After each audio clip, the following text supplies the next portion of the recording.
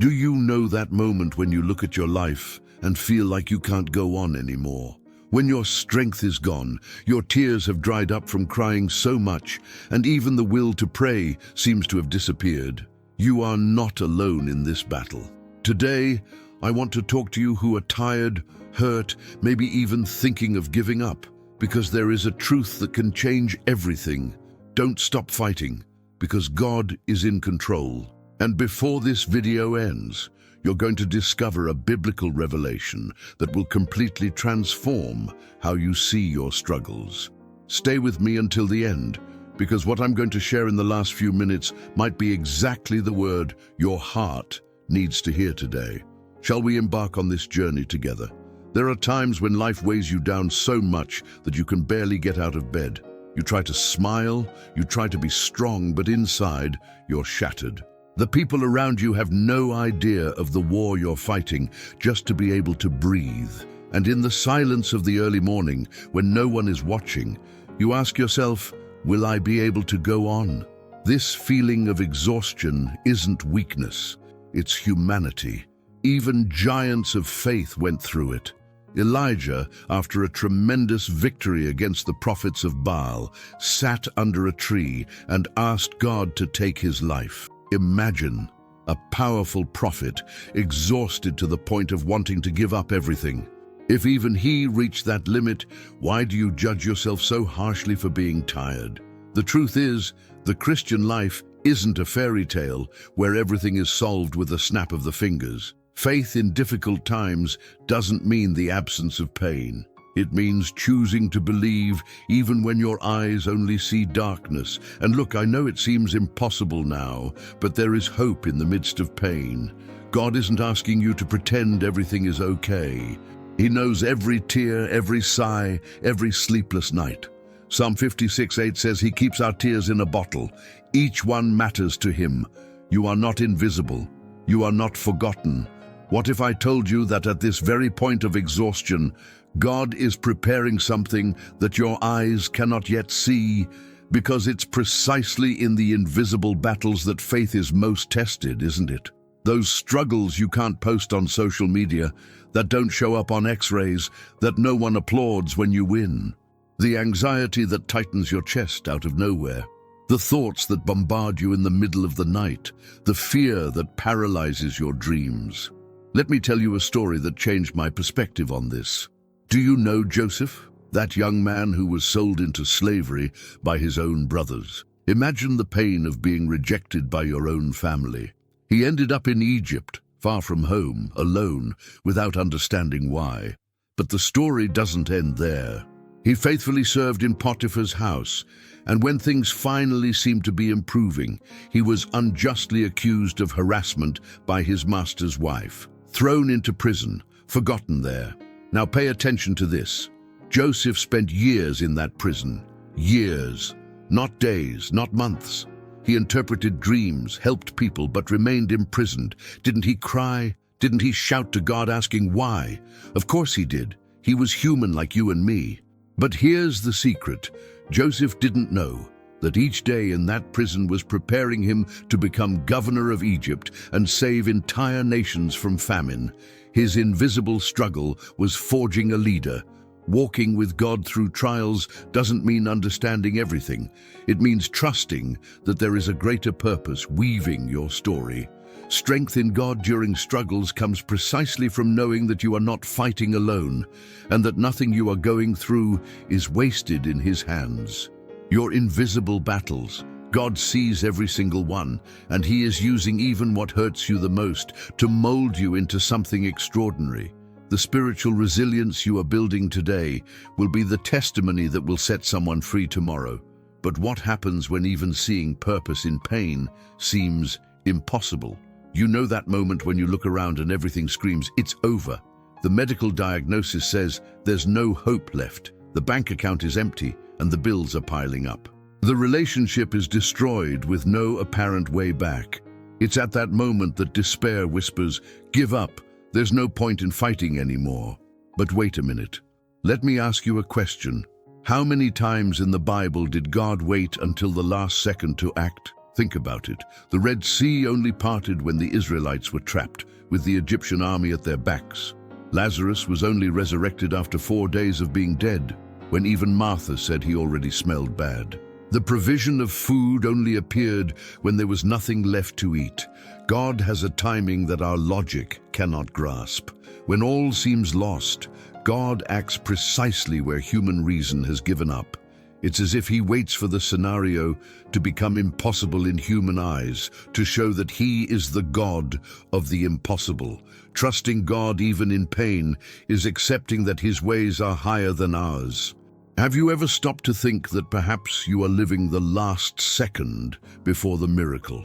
That God is allowing the situation to reach its limit so that when he acts, there will be no doubt about who was the author of the turnaround. Isaiah 55:8-9 makes it clear, "For my thoughts are not your thoughts, neither are your ways my ways." That marriage that seems over, that illness that seems terminal, that financial situation that seems hopeless. God hasn't had the last word yet. Heaven hasn't declared the end for you. And while there's life, there's hope, because when all seems lost, God acts. And look, this is the most liberating truth you can embrace today. God is in control of everything, not just some things, not just the good days, absolutely everything. Even the thing that made you press play on this video right now. I know it's hard to believe this when you look at the chaos around you. When the news is bad, when people disappoint you, when your plans fall apart. But pay attention, God's control doesn't mean the absence of storms. It means he's in the boat with you, and no wave will sink that boat. Remember Jesus sleeping in the boat while the storm raged? The disciples panicked, but he remained calm. Why? Because he knew who was in control, and when he stood up and rebuked the wind, even the winds and the sea obeyed. That same Jesus is with you now. God being in control of everything is not a theological theory, it's a spiritual reality. Look, before we continue, if this message is touching your heart, leave a like below and subscribe to the channel. I want to continue bringing hope to you, and your subscription helps me reach more people who need to hear this. Let's do this together. Now think about it. If God is in control, what does that change in your situation? It changes everything, because it means that the injustice you suffered was permitted by him before it reached you. It means that the no that devastated you was actually God protecting you from something worse. It means that there is trust in God's plan, even when you don't understand the script. Romans 8:28 is not a cliche, it's a promise. And we know that in all things, God works for the good of those who love him. All things, not just the good things. He is even transforming pain into purpose. But how do we cling to that when the storm is still raging? That's where God's promises for difficult times come in. Because God's word isn't just an old book. It's a living anchor that holds your soul when everything around you is shaking. And every promise God makes, he fulfills. He is not a man that he should lie. Isaiah 41:10 says, "Fear not, for I am with you. Be not dismayed, for I am your God. I will strengthen you. I will help you. I will uphold you with my righteous right hand." Did you notice how many promises are in just that verse? He is with you. He is your God. He strengthens you. He helps you. He sustains you. 5 promises in a single verse. Christian hope is not cheap optimism like everything will be all right. It's something much deeper. It's knowing that even if things don't work out the way you imagined, God is still good. Even if the miracle takes time, he remains faithful. Even if the path is difficult, he remains by your side. When anxiety strikes, declare Philippians 4:6-7. When fear tries to paralyze you, proclaim 2 Timothy 1:7. When you feel you can't do it, remember Philippians 4:13. These aren't motivational phrases. They are eternal truths that have the power to transform your reality. Christian encouragement comes straight from the throne of God to you. I've been through times when the only thing that held me up was repeating verses aloud until my soul believed again. And you know what? It worked. because the word has power. Hebrews 4:12 says, "It is living and active. When your strength runs out, let the strength of the word carry you." And it is this word that will give you something that many people have lost: courage. Courage to continue is not the absence of fear. It's the decision to take the next step even with a broken heart. It's waking up and choosing to believe again, even after so many disappointments. It's Christian perseverance in practice, not in theory. Have you ever seen a soldier wounded in battle? He doesn't wait to be 100% healed to return to fighting. He gets up with his wounds still open because he knows the war isn't over. And you, my friend, are a warrior. Your wounds don't disqualify you. They prove you were on the front lines. To fight with faith in God is to keep going even while bleeding. God isn't expecting you to be perfect. He wants your surrender, not your perfection. Remember Peter? He denied Jesus 3 times and yet was restored and used mightily. Remember David? He committed adultery and murder and continued to be called a man after God's own heart, because God's mercy is greater than your mistakes. The question isn't, did you fall? The question is, will you get up? Proverbs 24:16 says, "For though the righteous fall 7 times, they rise again." It doesn't say the righteous don't fall. It says they get up again and again and once more. That's the courage to keep going. So take a deep breath. You may be hurt, but you're still standing. And just the fact that you're here watching this video is already a victory. You haven't given up. You're finding strength. And that's already a tremendous act of faith, because God sees your struggle and He is not distant from it. There's a lie the enemy loves to spread, that God is far away, distant, indifferent to your pain. But I need to tell you with all conviction, God cares for you exactly where you are right now. Not when you're feeling better, not when you can pray beautifully. Now, in the midst of the mess. Matthew 10:29-31 says that not even a sparrow falls to the ground without the Father knowing. And then Jesus says, you are worth much more than sparrows. If God pays attention to a bird, do you really think He isn't attentive to every detail of your life? Every tear you shed touches His heart. God never abandons His own. Never. Hebrews 13:5 assures us, never will I leave you, never will I forsake you. You may be feeling alone, but that feeling isn't the truth. The truth is, He is closer to you now than you imagine. Sometimes He doesn't remove the storm, but He holds your hand through it. And you know what else? Resting in God during adversity doesn't mean running away from reality. It means finding inner peace even when the outside world is chaotic. It's that peace that the Bible says surpasses all understanding. It doesn't make sense for you to have peace in that scenario, but you do because God sustains you. When you think you can't take it anymore, remember Psalm 23:4. Even though I walk through the valley of the shadow of death, I will fear no evil, for you are with me. He didn't say you won't go through the valley. He said He will be with you in the valley. And that changes everything. It is this presence that transforms weakness into strength. Here, something supernatural happens. Faith ceases to be just a concept in your head and becomes a living force within you. Strengthened by faith, it's not fleeting motivation. It's power that comes from above and lifts you up when your own legs can no longer carry you. Isaiah 40:31 paints a beautiful picture. But those who hope in the Lord will renew their strength. They will soar on wings like eagles. They will run and not grow weary. They will walk and not be faint. Did you catch that? They renew their strength. It's not their own strength, it's divine renewal. It's an exchange. You give your weakness, He gives back strength. Have you ever tried carrying a weight alone and then asked someone stronger for help? The weight didn't change, but it felt lighter because someone was holding it alongside you. It's the same with God. Your circumstances may remain difficult, but the way you carry them changes completely when you let Him carry them with you. Faith that overcomes difficulties is not faith that removes all difficulties. It is faith that gives you the ability to overcome them with dignity and hope. It is overcoming with God, not through human effort. It is waking up and saying, I don't know how, but I will succeed because He is with me. And when you look back some time from now, you'll realize that what almost destroyed you actually transformed you, that the hardest battle made you stronger, that God used every broken piece to build something more beautiful within you. Because it is precisely from pain that the most powerful testimony is born.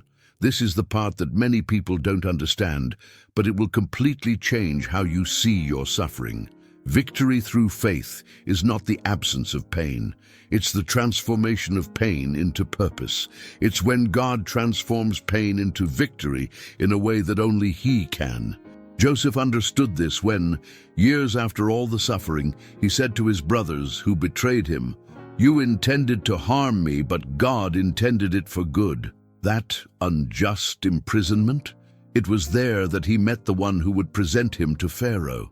That rejection from his family, it was what led him to Egypt to save thousands. What was meant to destroy him became a stepping stone to victory.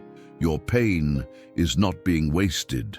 Every tear, every sleepless night, every moment of anguish, God is collecting and transforming into something eternal. 2 Corinthians 4:17 says that our light and momentary troubles are achieving for us an eternal glory that far outweighs them all. Your struggles have a purpose, and what a beautiful twist. The scar you try to hide might be exactly what identifies someone going through what you went through. Your testimony of overcoming adversity will be the rope that pulls someone out of the abyss. When you tell how God pulled you out of that hole, someone will believe that He can do the same for them. Pain has an expiration date, but the victory that comes from it is eternal. So don't give up now. Don't stop fighting just when you're closest to turning things around. Because the end of your story is still being written, and God is an expert at surprising endings. But to reach the victorious end, you need to make a decision now. So here we are, you and I, at the moment of decision. Don't stop fighting. Not now. Not when you've come so far. Not when your story could be someone's hope. Not when God hasn't yet finished what He started in you. I know it's difficult. I know it seems like it won't work. I know you've tried 1,000 times, and 1,000 times it seems like you've failed. But there's one thing you need to understand. Giving up has never been an option for those who have God in control of their story. Trusting in God's plan means continuing even without seeing the end.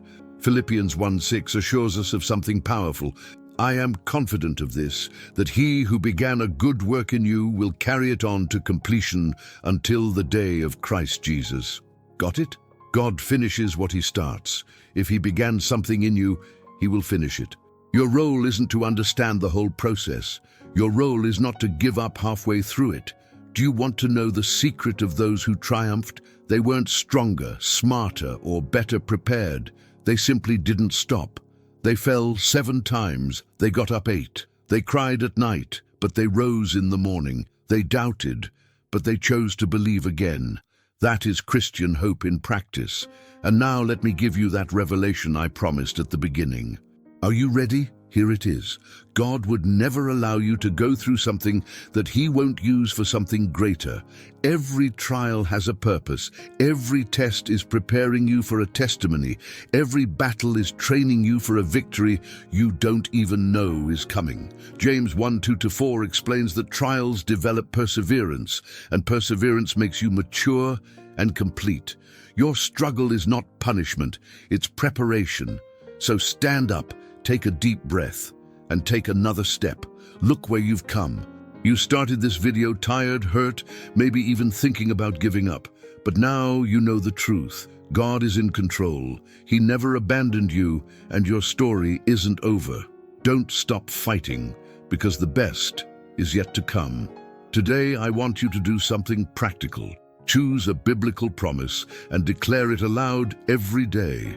It could be Isaiah 41:10, Philippians 4:13, Psalm 23, anyone that touches your heart. Let the word be your strength when you have none left. And look, if this message touched you, don't keep it to yourself. Share it with someone who needs to hear this. Comment below, I will not stop fighting so we can strengthen each other. Subscribe to the channel, activate the bell, because every week I bring more content to strengthen your faith and renew your hope. The pain you're feeling right now, God will transform it into a testimony. The struggle that almost broke you, it will be the story that inspires multitudes. Because with God, nothing is wasted, absolutely nothing. And I conclude with this prophetic word about your life. For I know the plans I have for you, declares the Lord, plans to prosper you and not to harm you, plans to give you hope and a future. Jeremiah 29:11. Don't stop fighting. God is in control, and the best part of your story is yet to come.